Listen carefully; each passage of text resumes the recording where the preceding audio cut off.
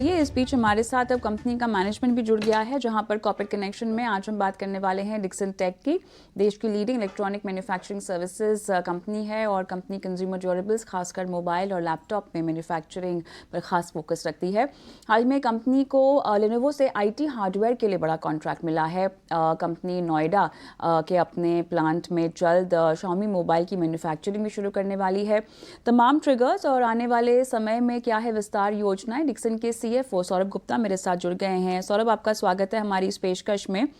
और अपॉर्चुनिटीज़ की मैं बात करूंगी जो फिलहाल उभरती हुई दिखाई दे रही है, भले ही जो नया कॉन्ट्रैक्ट है लेनोवो से उसकी बात करें।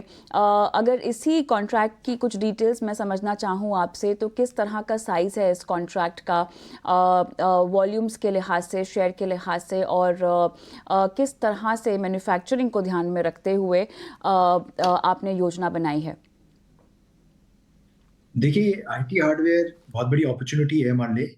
अगर आप देखें, इंडिया में मार्केट ऑलमोस्ट 20 मिलियन यूनिट्स बिकती हैं, जिसमें लैपटॉप, टैबलेट्स, नोटबुक, डेस्कटॉप्स वगैरह आते हैं। एंड उस मार्केट में 20 मिलियन मार्केट में लेनोवो का 19% मार्केट शेयर है। यानी सेकेंड लार्जेस्ट प्लेयर है इंडियन मार्केट में, एंड ग्लोबली भी सेकेंड लार्जेस्ट प्लेयर है। तो क्लियरली इसमें हमारे लिए आगे आने वाले 3-4 महीने में जब हम इनके लिए कैपेसिटी सेटअप करेंगे, तो हमें लगता है कि अगले साल हम इनके 10 to 15% जो इनके इंडिया की रिक्वायरमेंट्स हैं वो हम लोग बना सकते हैं। और ये हर साल फिर ये वॉल्यूम्स हमारे साथ इंक्रीज हो सकते हैं। लेनोवो हमारा, अगर हम देखें तो लेनोवो का जो दूसरा ब्रांड है मोटोरोला, हम ऑलरेडी उसके लिए स्मार्टफोन्स बनाते हैं और हमारी रिलेशनशिप अब ऑलमोस्ट 2.5 years ओल्ड है। तो हमारी एक अच्छा कंफर्ट लेवल है लेनोवो और के साथ। एंड क्लियरली अगर आप देखें तो गवर्नमेंट ने इसमें पीएलआई स्कीम निकाली है, जिसमें आपको इंसेंटिव मिलता है अगर आप इंडियन में मैन्युफैक्चरिंग करेंगे। एंड दूसरा, गवर्नमेंट ने इसमें कुछ हद तक कुछ काइंड ऑफ रिस्ट्रिक्शन निकाली है इम्पोर्ट्स पे। तो हमें लगता है जो इंडिया की रिक्वायरमेंट है, जो कि ऑलमोस्ट $9 बिलियन या 75,000 करोड़ के आसपास आप लेके चलिए, जो कि आज के दिन इम्पोर्ट्स हो रहे हैं, वो इंडिया में बहुत बड़ी इम्पोर्ट सब्स्टिट्यूशन की अपॉर्चुनिटी है। तो हमें लगता है कि हर साल ये नंबर्स हमारे लिए इंक्रीज हो सकते हैं। और लेनोवो और एसर मिला के, जिसके लिए हम ऑलरेडी बना रहे हैं, इनका अगर आप मार्केट शेयर देखें तो ऑलमोस्ट 30% है। और हमारा इनके साथ काफ़ी अच्छी ग्रोथ होगी। अब ये मुझे बताइए कि टॉप लाइन में एडिशन को लेकर किस तरह की उम्मीद रखनी चाहिए FY25 और FY26 में लेनोवो कॉन्ट्रैक्ट की बदौलत? सिंस अगला साल पहला साल होगा और हमारा ये प्रोडक्शन Q1 में ही शुरू होगा, तो अगले साल हमें लगता है ये इस अपॉर्चुनिटी आईटी हार्डवेयर की लेनोवो और एसर के साथ ऑलमोस्ट 1500 से 2000 करोड़ की हो सकती है। और उसके आगे आने वाले सालों में ये नंबर हमें लगता है कि 4 से 4,500 करोड़ हो सकता है। और उसके बाद ये फर्दर ग्रो हो सकता है। और उसके अनदर 12 से 18 महीने में हमें लगता है कि ये धीरे धीरे हम लोग बैकवर्ड इंटीग्रेशन प्ले, जो स्कीम में भी स्ट्रक्चर्ड है, हम उसमें भी पार्टिसिपेट करेंगे, कंपोनेंट्स में भी पार्टिसिपेट करेंगे।